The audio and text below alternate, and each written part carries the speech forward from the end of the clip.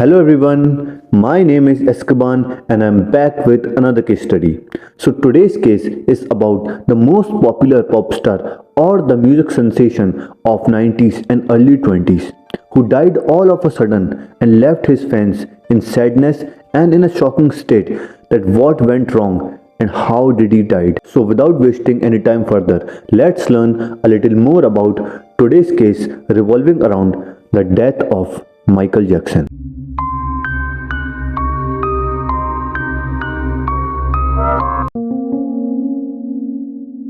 The king of pop, Michael Joseph Johnson, was born on 29th August 1958 in Gary, Indiana. और Michael अपनी family का 8th child था और Michael की family एक अफ्रीकन अमेरिकन फैमिली थी जो कि एक 2 बेडरूम हाउस में रहती थी एट जैक्सन स्ट्रीट। और माइकल की जो मदर थी उनका नाम था कैथरीन एस्तर जैक्सन जो कि पियानो और क्लैरिनेट प्ले करती थी on the streets of America. और उसी के साथ साथ जैक्सन की मदर पार्ट टाइम जॉब भी करा करती थी टू फीड हर फैमिली। और ऐसे ही जैक्सन के father Joseph Walter Jackson was a boxer and used to work as a crane operator in US Steel. और ऐसे ही जैक्सन के फादर एक लोकल बैंड के साथ जिनका नाम था फैल्कन्स स्ट्रीट पे गिटार प्ले करते थे to improve his family's financial condition. और जैक्सन की फैमिली काफी ज्यादा बड़ी थी जिसमें उसकी 3 बहनें थी जिनका नाम था रेबी, लाटोया और जेनेट। और उसके 5 भाई भी थे जिनका नाम था Jackie, Jermaine, Tito, Marlon and Randy, जिनके साथ आगे जाकर उसने अपनी अर्ली स्टेजेस में एक बैंड फॉर्म भी किया था।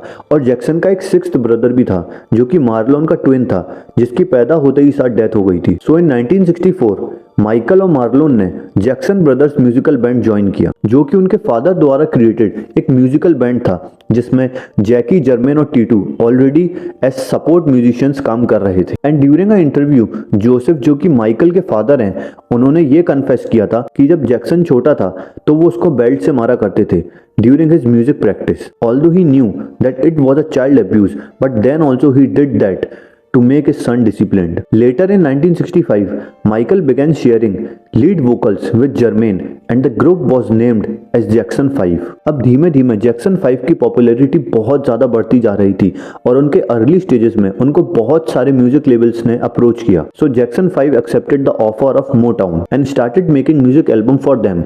And in 1970, I Want You Back was the first song of Jackson 5 which was featured on US Billboard Top 100 Hot list and stayed there for almost 4 weeks. और 1975 में Jackson 5 band को Motown की तरफ से कुछ भी क्रिएटिव वर्क करने को नहीं मिल रहा था।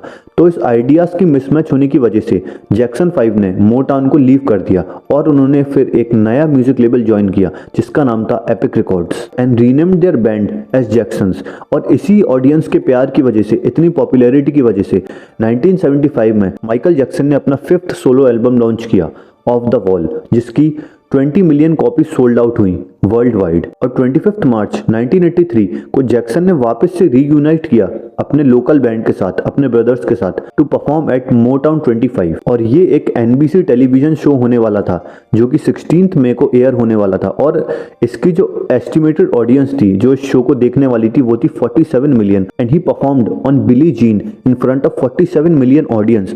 और ये वही परफॉर्मेंस थी जिसमें पहली बार माइकल जैक्सन ने अपना world famous moon walk dance का डेब्यूट किया था। अब ऐसा समय आ चुका था कि जैक्सन एक बहुत ही ज्यादा डेकोरेटेड और सक्सेसफुल लाइफ जी रहा था और जैक्सन को हमेशा से ही चैरिटी में बहुत ज्यादा पैसे स्पेंड करने की आदत थी। और इसी आदत की वजह से on May 14, 1984 President Ronald Reagan ने जैक्सन को एक अवार्ड दिया and recognised his work for drug and alcohol abuse charities. अब यहाँ तक आते आते आप लोग इतना तो समझ गए होंगे कि माइकल जैक्सन अपने डांस, अपने फ्यूचर और अपने म्यूजिक को लेकर बहुत ही ज्यादा पिन पॉइंट शार्प था। उसको हमेशा से ये सब कुछ पता था कि उसको कैसे अपने म्यूजिक और डांस की मार्केटिंग करनी है जिससे उसका सक्सेस रेट इंक्रीज हो। लेकिन हर सक्सेसफुल इंसान एक अच्छा ह्यूमन बीइंग नहीं होता है। On January 27, during a simulated concert, pyrotechnics ने एक्सीडेंटली जैक्सन के सर के बाल जला दिए जिसकी वजह से उसको अपने स्कैल्प पर 2nd डिग्री बर्न्स हुए थे। और इसी एक्सीडेंट की वजह से माइकल जैक्सन ने अपनी 3rd राइनोप्लास्टी कराई इन स्कार्स को छुपाने के लिए। और जैक्सन अपने यूथ में एक medium brown skin tone carry करता था लेकिन टाइम के साथ आते आते उसका स्किन टोन और ज्यादा डार्क और पेल होने लगा और 1980 आते आते ऐसी अफवाह फैल गई थी कि Jackson is bleaching his skin. और 1986 में he was diagnosed with vitiligo, जिसकी वजह से उसकी बॉडी में बहुत ड्रास्टिक इफेक्ट्स आए थे और उसकी ब्राउन स्किन टोन पे व्हाइट कलर के और स्किन कलर के पैचेस आने लगे थे, जिसकी वजह से वो ब्लीचिंग क्रीम यूज करता था। And during an interview after Michael Jackson's death, Michael की मॉम ने पूरे इंटरव्यू पैनल को ये बताया कि माइकल ने अभी तक अपनी डेथ से पहले 3 सर्जरीज कराई थी, जिसमें से 2 राइनोप्लास्टी सर्जरीज थी और एक थी क्लेफ्ट चिन सर्जरी। और स्टार्टिंग में माइकल सिर्फ कॉस्मेटिक प्रोसीजर्स का यूज करता था अपनी स्किन टोन को, अपनी इलनेस को छुपाने के लिए। बट इन प्रोसीजर्स को करते करते और इन सर्जरीज के दौरान माइकल बहुत ही ज्यादा एडिक्टेड हो गया था इन राइनोप्लास्टी सर्जरीज से। नाउ सब जगह अब जैक्सन की ही बात हो रही थी, चाहे वो उसका म्यूजिक हो या उसकी सर्जरीज। तो यही वो टाइम था जब जैक्सन की लाइफ में एक बहुत बड़ा ट्विस्ट आया। इन अगस्त 1993 Michael Jackson was accused of child abuse by a 13-year-old boy named as Jordan Chandler and his father, Evan Chandler. Jordan ने ये पुलिस के सामने कन्फेस किया कि वो और जैक्सन फिजिकल एक्टिविटीज में इन्वॉल्व थे, जैसे कि kissing, masturbation and oral sex. और जॉर्डन की मॉम ने इनिशियली पुलिस को ये बोला कि she don't believe that Jackson has molested his son। तभी माइकल जैक्सन की जो एल्डर सिस्टर थी, जिनके बारे में मैंने आपको स्टार्टिंग में बताया था, जिनका नाम था लाटोया, उन्होंने पुलिस को ये बताया और एक्यूज किया that Jordan is a paedophile. लेकिन बाद में वो अपने स्टेटमेंट से पलट गई और उसने पुलिस को ये बोला कि मुझे फोर्स किया गया था अपने भाई के खिलाफ by my husband। So इन्हीं सब चीजों की वजह से police raided at Michael Jackson's house and they found large format art books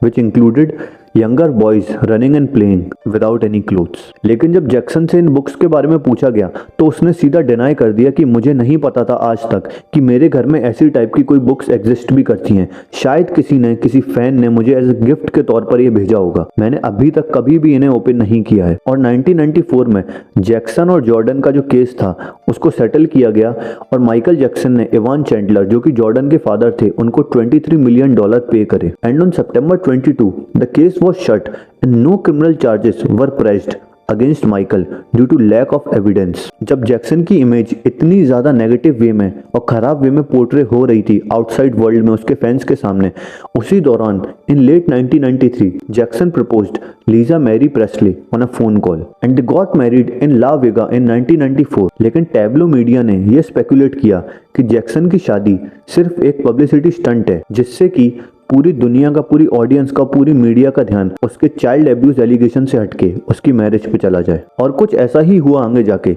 Lisa और जैक्सन की मैरिज एंड हो गई थी and in December 1995 they got divorced. मैंने आपको बोला था ना कि हर सक्सेसफुल इंसान एक अच्छा इंसान, अच्छा ह्यूमन भी नहीं होता है, और जैक्सन यहाँ तक नहीं रुकने वाला था। So during promotion of History world tour when Jackson was in Sydney, he married Debbie Rowe, a dermatology assistant who was 6 months pregnant with Jackson's first child. So Michael Joseph Jackson Jr.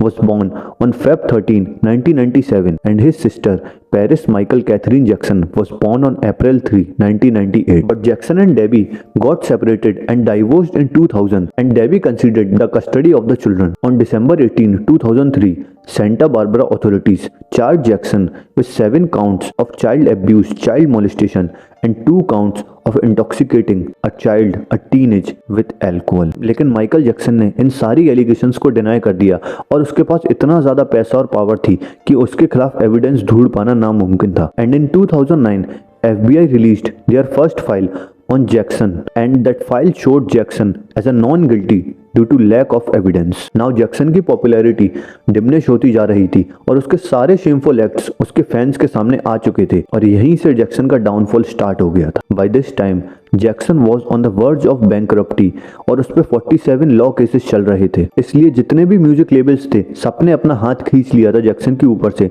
और कहीं भी उसको काम नहीं मिल रहा था। तो इतने साल के गैप के बाद in 2009 Jackson announced a series of comeback concerts after which he will take permanent retirement from music. पर जैक्सन को कहाँ पता था कि उस कॉन्सर्ट में परफॉर्म करने से पहले ही उसकी डेथ हो जाएगी।